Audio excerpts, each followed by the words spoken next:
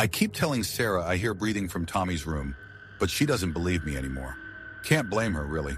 The therapist says it's a normal part of grief, these little delusions we cling to. But I know what I hear every night at 3:17 a.m., and it's not grief. It's breathing. The first time I thought I was dreaming. That soft, wet inhale-exhale, like someone trying to breathe through a damp cloth. I lay there in our two-big bed, listening to Sarah's steady sleep breathing beside me, and tried to convince myself it was just the house settling. Old Victorian homes make all sorts of noises. That's what the realtor told us when we bought this place last spring, before everything happened. But houses don't breathe. I didn't check that first night, or the second. By the third night, the sound had grown louder, more insistent, like whatever was making it wanted me to notice. I still didn't check. Couldn't, because checking meant walking past the wall of photos we haven't taken down yet. Tommy's first day of kindergarten, Tommy playing t-ball, Tommy with that gap-toothed grin he'd gotten 2 weeks before the accident. It was on the 7th night that I finally got up. Sarah stirred beside me, mumbling something about work in the morning, but I was already halfway to the door. The hallway stretched before me like a throat, darkness pooling in the corners. Tommy's room was at the end. We'd given him the big bedroom with the bay window because he loved watching the stars at night. The breathing got louder with each step. Inhale, exhale. Inhale, exhale. A wet, ragged sound that made my skin crawl. The closer I got, the more the air seemed to thicken, like wading through syrup. The floorboards, normally so creaky under the ancient carpet runner, were silent under my feet.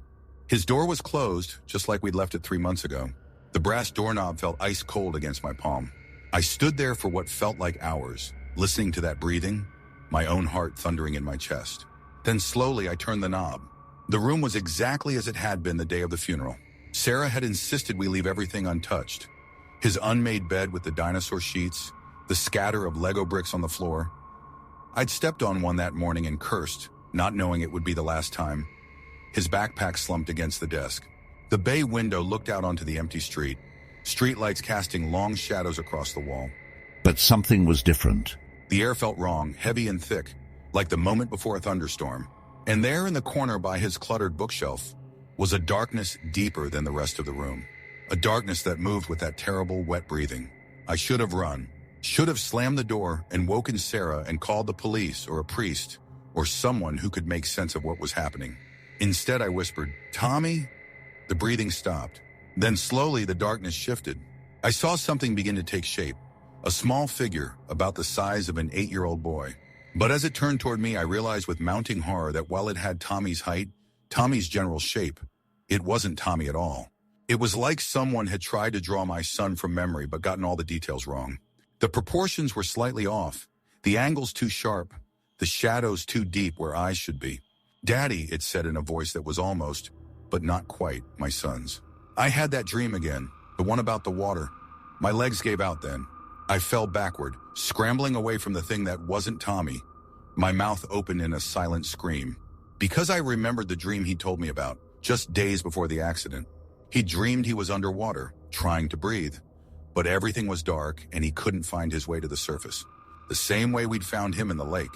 I slammed the door and ran back to our bedroom, shaking Sarah awake with trembling hands. She held me while I sobbed, whispering that it was just a nightmare, that I needed to let go, that Tommy was gone. But I know what I saw. And every night at 3:17 a.m., I hear that wet breathing from down the hall. Sometimes now, I hear words mixed in with it. "Please, Daddy," and "I'm scared," and "I can't find the surface." Sarah's talking about moving, about how this house holds too many memories. She's probably right, but I can't leave. Because what if it really is Tommy in there, trying to find his way back to us? What if he's lost in some dark place between here and gone, and he needs his father to help him find the surface?